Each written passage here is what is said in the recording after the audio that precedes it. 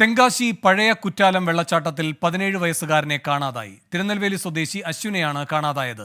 വനമേഖലയിൽ പെയ്ത ശക്തമായ മഴയിൽ ജലനിരപ്പ് ഉയർന്നിരുന്നു. മനീഷ് മൂർത്തി ചെന്നൈയിൽ നിന്നും കൂടുതൽ വിവരങ്ങളുമായി ചേരുന്നു. മനീഷ്, എങ്ങനെയാണ് ഈ അപകടമുണ്ടായത്?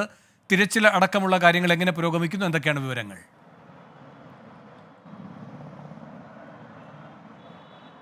വേണു, കഴിഞ്ഞ 2 ദിവസങ്ങളിലായി തെങ്കാശി മേഖലയിൽ വ്യാപകമായ തോതിൽ മഴ പെയ്യുന്നുണ്ട്. ഇന്നിപ്പോൾ 3 മണിയോട് കൂടിയാണ് ഈ ഒരു അപകടം ഉണ്ടാകുന്നത്. വളരെ പെട്ടെന്നായിരുന്നു ഈ കുറ്റാലം അരുവിയിലേക്ക് വെള്ളം കുതിച്ചെത്തുന്നത്.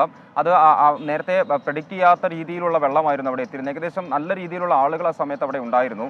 വളരെ വേഗത്തിൽ ആളുകൾ ഓടി മാറിയത് കാരണമാണ് വലിയൊരു ദുരന്തം ഒഴിവായതെന്നുള്ളതാണ് മനസ്സിലാക്കാൻ സാധിക്കുന്നത്. പക്ഷേ ആ ഓടി മാറുന്നതിനിടെയാണ് തിരുനെൽവേലി സ്വദേശിയായിട്ടുള്ള അശ്വിനെ ഇപ്പോൾ കാണാതായിട്ടുള്ളത്.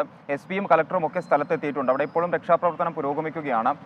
ഈ അശ്വിന് വേണ്ടിയുള്ള തിരച്ചിൽ അഗ്നിരക്ഷാസേനയും പോലീസും ചേർന്ന് നടത്തുന്നുമുണ്ട്. എന്തായാലും വലിയ തോതിൽ മഴയുണ്ട്. അവിടെയുള്ള ഐന്തരവി, പഴയ കുറ്റാലം തുടങ്ങിയ നദികളിലെല്ലാം തന്നെ വെള്ളം ധാരാളമായി ഇപ്പോൾ ഉയർന്നിട്ടുണ്ട്. ആ ഒരു സാഹചര്യത്തിലാണ് ഈ കുറ്റാലം അരുവിയിലേക്ക് വെള്ളം അപ്രതീക്ഷിതമായി എത്തിയതെന്നുള്ളതാണ് നമുക്ക് മനസ്സിലാക്കാൻ സാധിക്കുന്നത്. എന്തായാലും അവിടെ രക്ഷാപ്രവർത്തനം പുരോഗമിക്കുകയാണ്. വേണം മനീഷ് മൂർത്തിയാണ് ചെന്നൈയിൽ നിന്നും വിവരങ്ങളുമായി ചേർന്നത്.